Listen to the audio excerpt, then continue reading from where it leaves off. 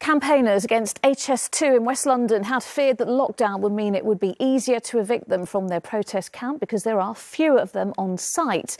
And early this morning, they were woken up by enforcement officers. Our political correspondent Simon Harris reports. Tom Dalton wasn't going without a fight.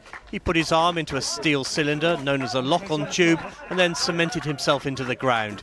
It worked for a while before he was finally prized out by the eviction team. They had to cut the whole thing, like a big hole around it, prized out with a crowbar.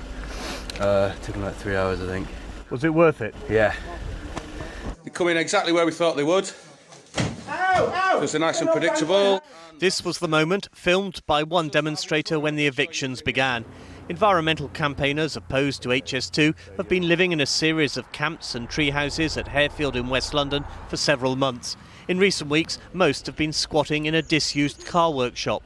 The protesters have been expecting this ever since the start of lockdown. The stay-at-home ruling saw their numbers dwindle, leaving just a handful occupying the workshop and the woods. 3 weeks ago, they told us they were worried HS2 would take advantage of the lockdown. It really is down to numbers, and we just cannot get the numbers here because of the lockdown. Today, Mark Keir's prediction proved accurate. We first heard people shouting, they're here, and that was about 4:45 this morning. When they were coming, I dived in where I was sleeping and started packing my things up because my plan was always to get out. And they came in, started kicking my door, and I shouted to them about 3 times that I was packing my stuff up. They didn't need to do that. Shouldn't you be at home anyway with coronavirus? This is our home.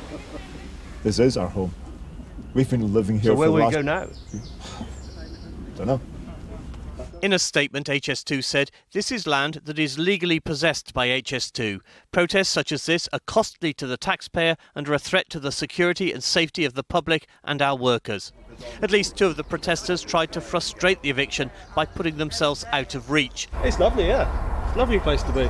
But a treetop vigil isn't very sustainable without food and water, and the eviction teams were content to wait. The protesters also seemed in no hurry to go anywhere. Simon Harris, ITV News, Harefield.